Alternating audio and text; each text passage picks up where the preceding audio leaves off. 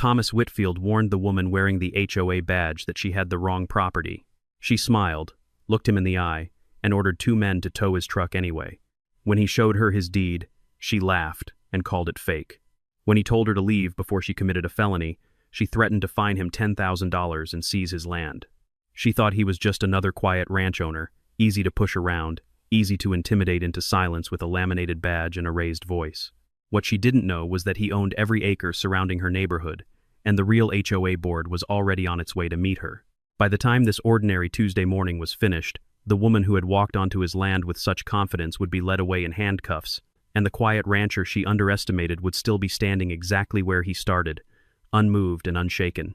The morning had begun the way every morning began on the Whitfield ranch, with the sun barely clearing the tree line and the air still carrying a chill from the night before.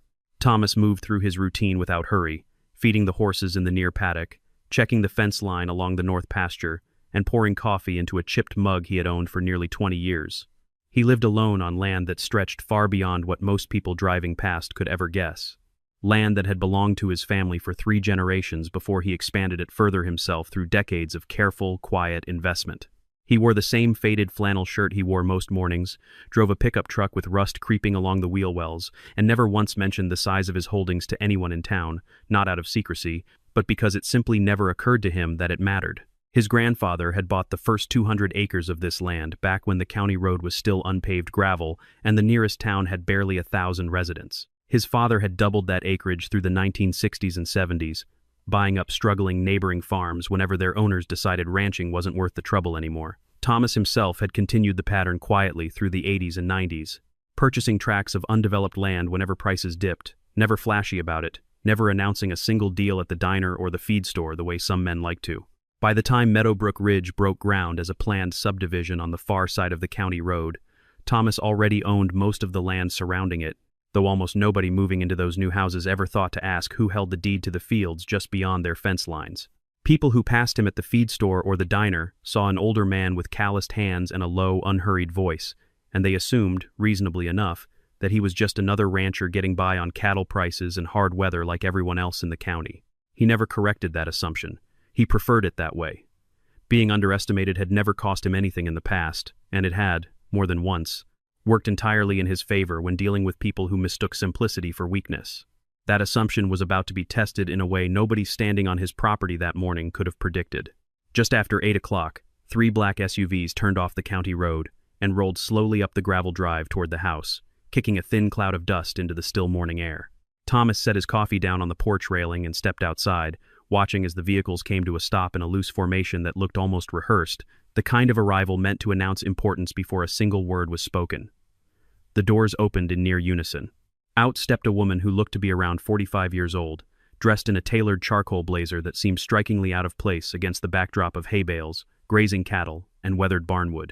A laminated badge hung from a lanyard around her neck, printed in bold letters that read, Homeowners Association Compliance Officer, the kind of title that sounded official enough to end most conversations before they began.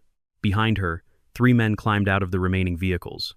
One drove a flatbed tow truck, its hydraulic arm already raised as though anticipating work. Another wore a maintenance uniform and carried a heavy toolbox that clanked with each step. The third held a thick clipboard stuffed with forms, flipping through the pages with the practiced motion of someone accustomed to writing citations rather than reading them.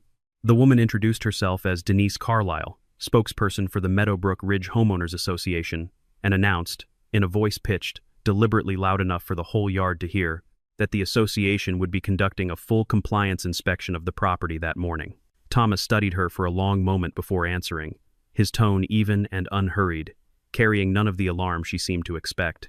He told her plainly that this land did not belong to any homeowners association, that it never had, and that whatever paperwork she carried simply did not apply here. Denise laughed, a short, dismissive sound that carried more contempt than humor. She glanced back toward her crew with the kind of look that suggested she had encountered plenty of confused old-timers before and knew exactly how these encounters usually ended. She assumed, the way people often do when they've never once been made to answer for being wrong, that he simply didn't understand the rules governing his own property. Without waiting for further conversation, she pulled a pen from her jacket pocket and began writing across the top sheet on the clipboard, while her associate raised a phone and began photographing the front of the house, the barn, and the fence line, gathering images for a case She had clearly already decided in her own mind before setting foot on the gravel. The confrontation only grew from there. Denise walked the perimeter of the property with brisk, proprietary steps, pointing out violations as though reading from a memorized checklist that had worked on every homeowner she had ever confronted before. She criticized the color of the fencing along the drive, insisting it violated an approved palette that existed nowhere on this land's records. She complained that the entrance gate stood too tall and too imposing, out of keeping, she said, with the character of the surrounding neighborhood. She gestured toward the pickup truck parked near the barn and noted, with open distaste, that vehicles beyond a certain age were subject to fines under her association's guidelines.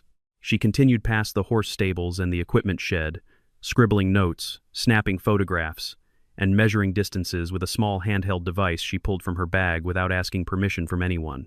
Thomas followed a few steps behind her the entire way, arms crossed loosely over his chest, saying little at first, but every time she paused to make another notation, he reminded her, calmly and clearly, that this was private land and had never once belonged to any association. Denise brushed the statement aside each time, repeating with growing impatience that the Meadowbrook Ridge Homeowners Association held jurisdiction over the entire surrounding region, a claim she delivered with the unshaken confidence of someone who had never once had it challenged and won against her. To anyone watching from a distance, it would have been obvious that her certainty was not matched by any actual proof, but Denise carried herself as though proof were beside the point entirely. She had a badge, a team, and a clipboard, and in her experience, that combination had always been enough to make people comply out of sheer intimidation before questions could even form.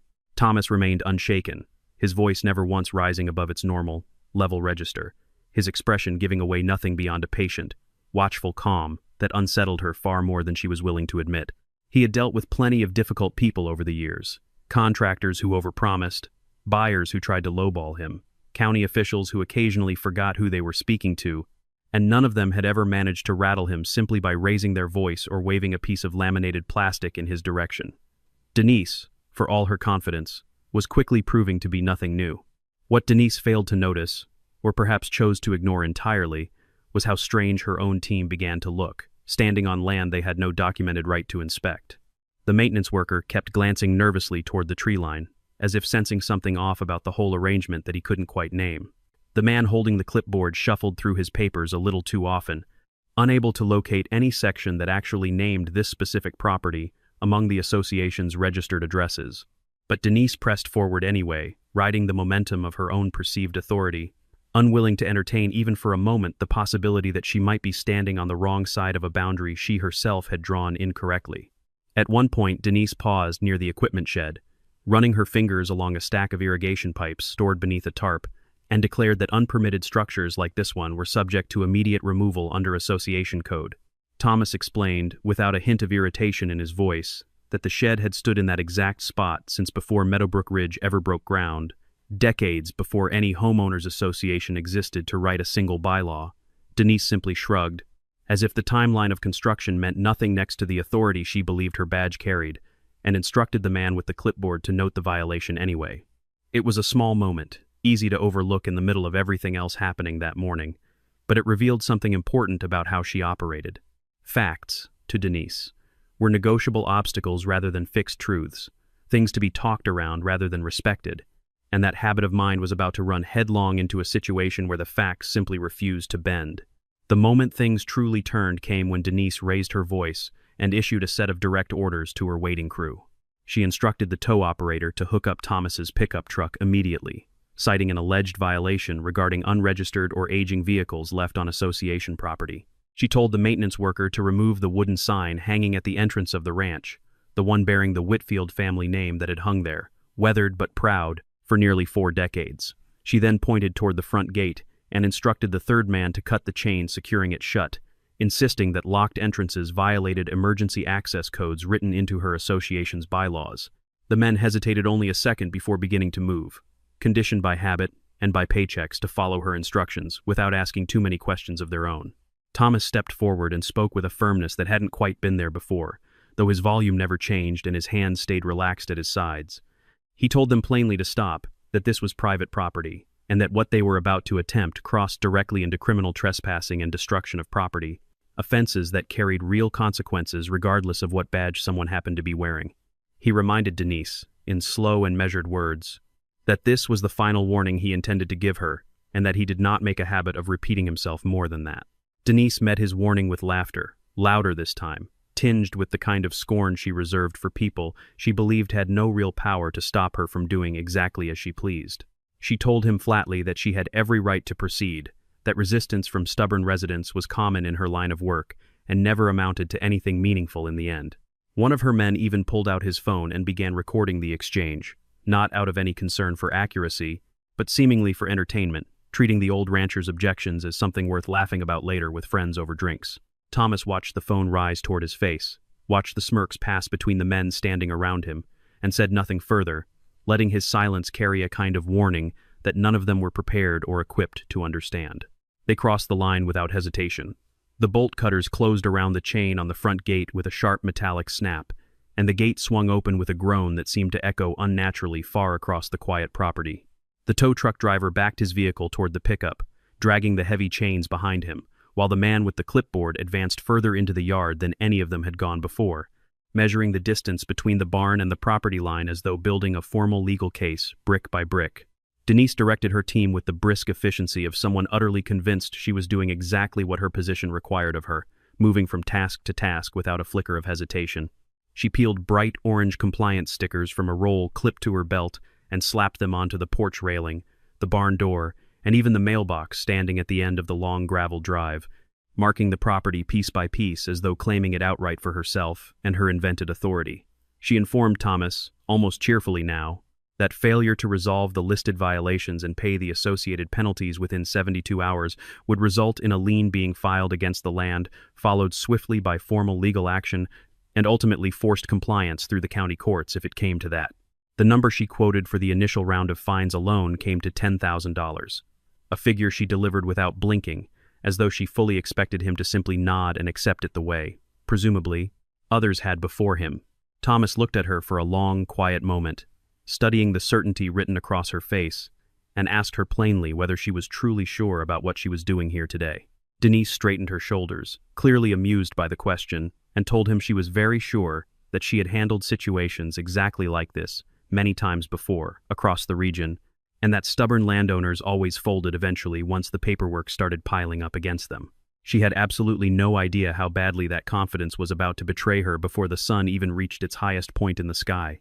Small details began surfacing throughout the rest of that morning, subtle threads that hinted at something Denise clearly hadn't accounted for in her rehearsed routine. Thomas excused himself briefly and walked to the porch to make a phone call, his voice pitched low enough that no one else in the yard could quite make out the words. He didn't call the sheriff's department, though several of the workers assumed, watching him from a distance, that's exactly what he must be doing. Instead, he simply said, in a calm and measured tone, that people had entered the property without any authorization, and that the matter needed to be addressed properly and promptly. It was a sentence vague enough to mean almost anything, and the ambiguity of it sat uneasily in the air long after he slipped the phone back into his shirt pocket and returned to the yard. Stranger still were the reactions of a few outsiders who happened to pass through the area while the confrontation was still unfolding. A county land surveyor driving by on the main road slowed his truck to a near stop, rolled down his window, and called out a respectful greeting to Thomas by name, addressing him with an unmistakable note of deference that made Denise pause mid-sentence, though she quickly dismissed it as nothing worth her attention. A short while later, an engineer working on a drainage project near the property line stopped his vehicle at the edge of the drive, stepped out, and referred to Thomas simply as "Sir," asking with evident respect whether everything on the property was in order before continuing on down the road toward his job site. Denise noticed neither exchange, too consumed with her own sense of authority and momentum to register that something about this supposedly ordinary rancher didn't quite add up the way she had assumed it would.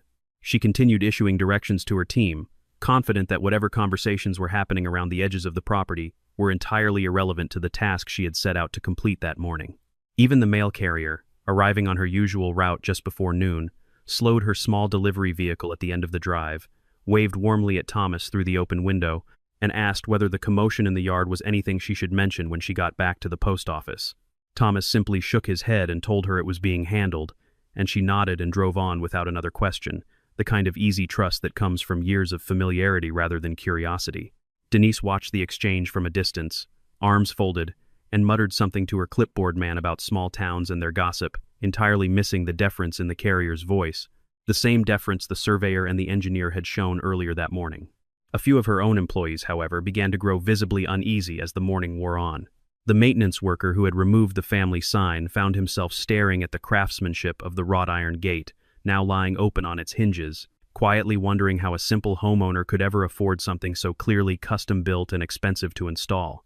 The man with the clipboard flipped through his documents yet again, searching methodically for this property's listing under the Meadowbrook Ridge boundary map, and found nothing that matched the address printed on the mailbox in front of him. He mentioned this quietly to Denise, half hoping she would stop and reconsider. But she waved him off without even glancing down at the page, insisting that paperwork errors happened all the time in an office as busy as hers, and that the association's authority still applied regardless of a missing line item.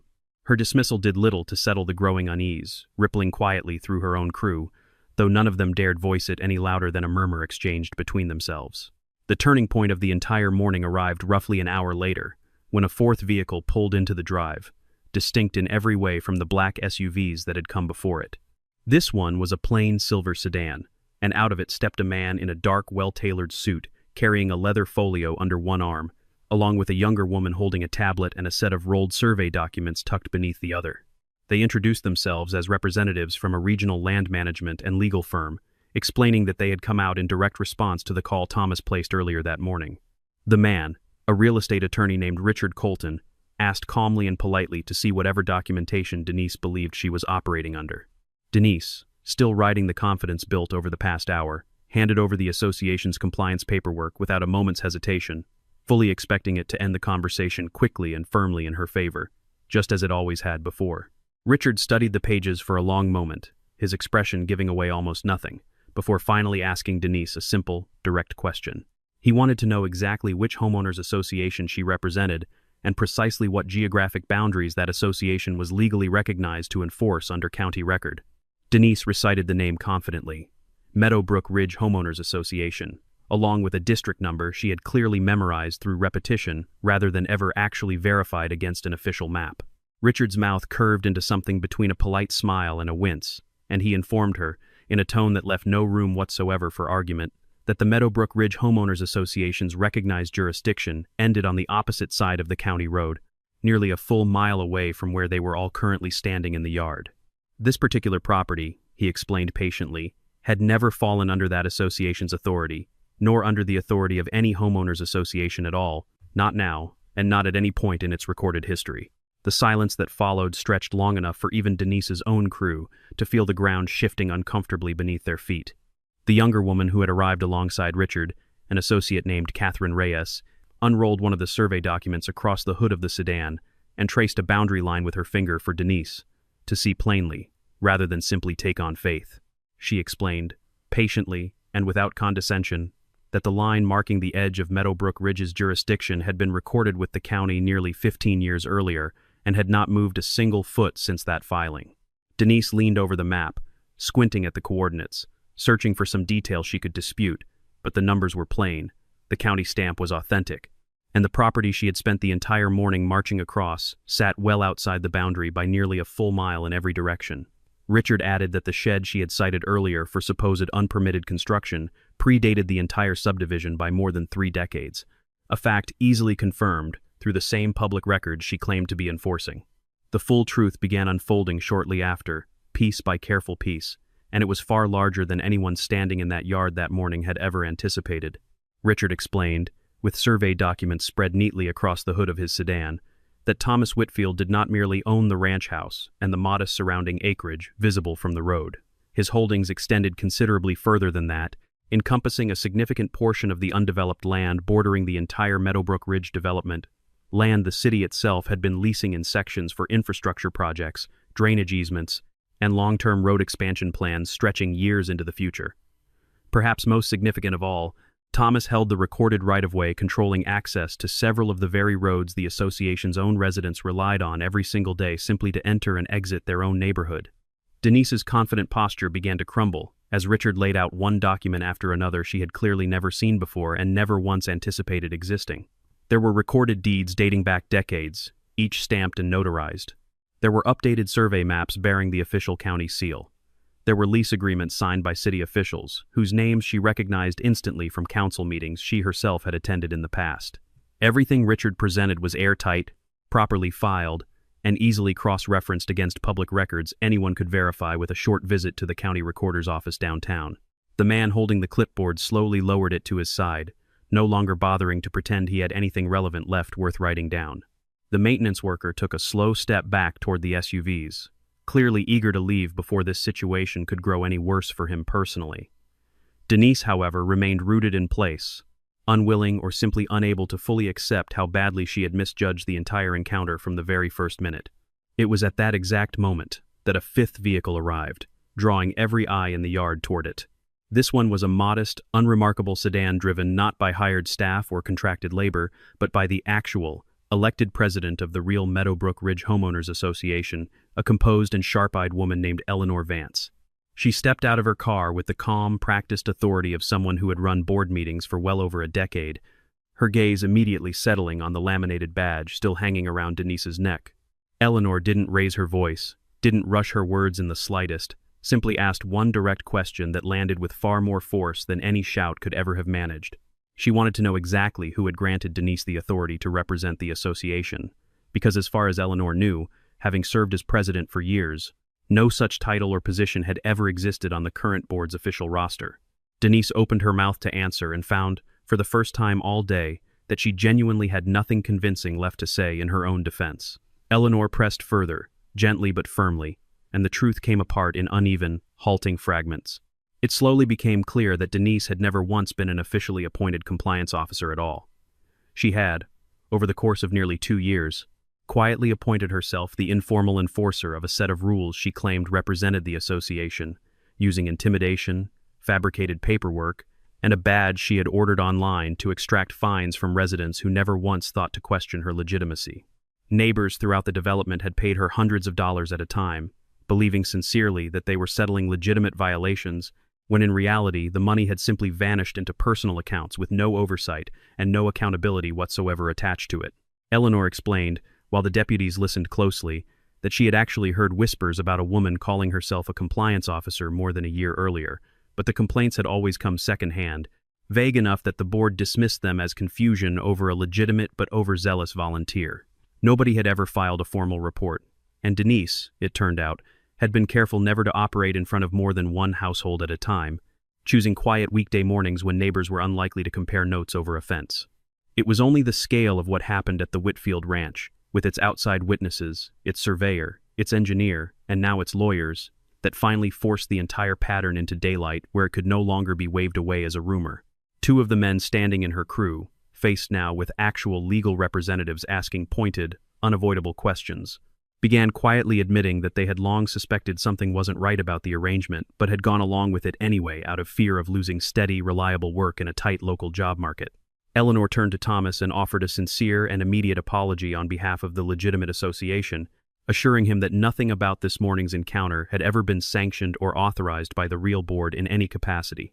She promised, on the spot, a full investigation into how many residents had been affected by Denise's scheme and precisely how much money had been quietly collected under false pretenses over the preceding 2 years of her operation. Richard Colton began collecting formal statements right there in the yard, noting names, timestamps, and the specific actions taken against Thomas's property that morning, carefully building a record that would matter considerably once law enforcement finally arrived on the scene.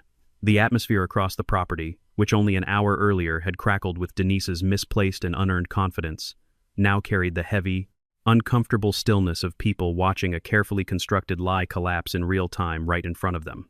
One of the deputies, a younger officer named Marcus Doyle, walked the perimeter with Richard Colton, photographing the severed chain, the damaged gate hinges, and the bare patch of wood where the family sign had hung only hours earlier.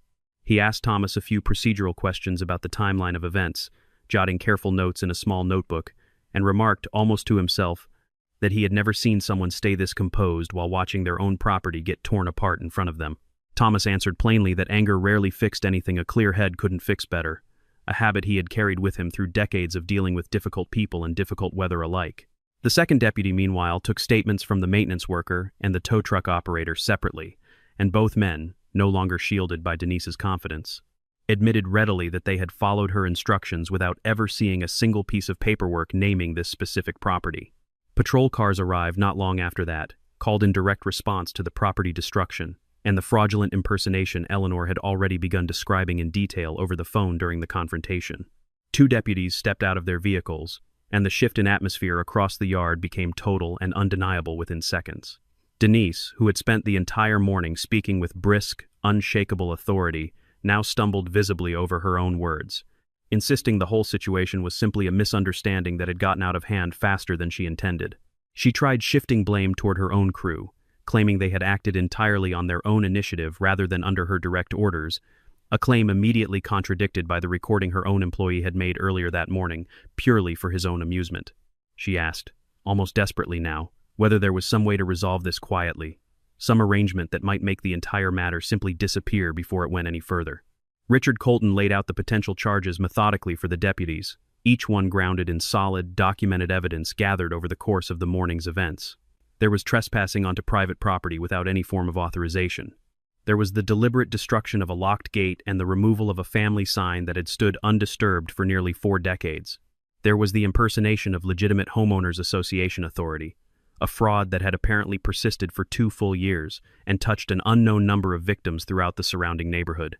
There was the attempted coercion of a private landowner through fabricated fines and threats of illegal seizure delivered under color of false authority.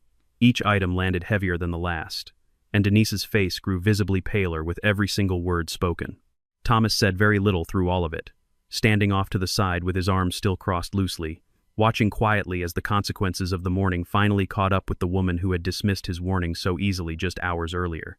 When one of the deputies asked him directly whether he wanted to add anything to the official report before they wrapped things up, he simply repeated what he had already told Denise 3 separate times earlier that day. He had warned her.